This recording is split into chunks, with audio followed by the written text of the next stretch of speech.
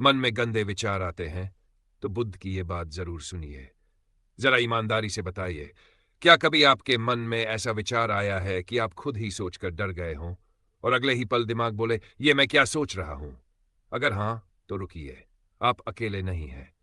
और सबसे बड़ी बात, आप गलत इंसान भी नहीं हैं।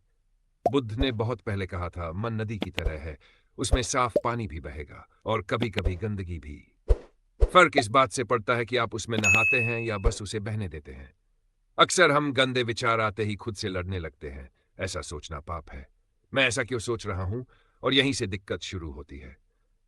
बुद्ध कहते हैं, जिस विचार से आप लड़ते हैं वही और ताकतवर हो जाता है। एक छोटा सा मजेदार उदाहरण सुनिए। मान लीजिए कोई आपसे कहे, हाथी को मत याद करना। अब बताइए, सबसे पहले क्या याद आया? हाथी ही ना। विचार भी ऐसे ही होते हैं। जितना रोकने की कोशिश उतनी जोर से आते हैं। बुद्ध की सीख बहुत सीधी है। विचार को देखो, जज मत करो। बस मन में कहो, अच्छा ये एक विचार है। ना उसे अच्छा कहो, ना बुरा। क्योंकि विचार आप नहीं हैं। जैसे आसमान में बादल आते जाते हैं, वैसे ही मन में विचार। अब थोड़ा हल्का करते हैं। अगर हर गंदे विचार से इंसान खराब होता तो दुनिया में कोई भी अच्छा इंसान बचता ही नहीं। सच्चाई यह है कि अच्छे इंसान को भी बुरे विचार आते हैं।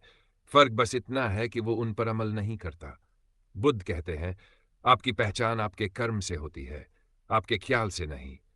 तो अगर मन में कुछ अजीब आ गया तो घबराइए मत। बस मुस्कुरा कर कहिए, अरे दिमाग, आज कुछ ज्यादा ही क्रिएटिव हो गए हो। एक आसान तरीका बताता हूं। जब भी गंदा विचार आए, ध्यान कहीं और ले जाए। सांस पर, आसपास की आवाजों पर, या बस 10 तक गिनती। धीरे धीरे मन समझ जाता है कि उसे हर बात पर ध्यान नहीं मिलेगा। और याद रखिए, मन को साफ रखने का मतलब यह नहीं कि गंदगी कभी आए ही नहीं। मतलब यह है कि आप उसे घर न बना दें।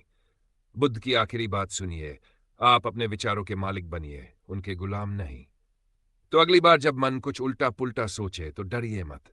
देखिए, समझिए और आगे बढ़ जाइए। क्योंकि सुकून उसी को मिलता है जो अपने मन से लड़ता नहीं, उसे समझता है।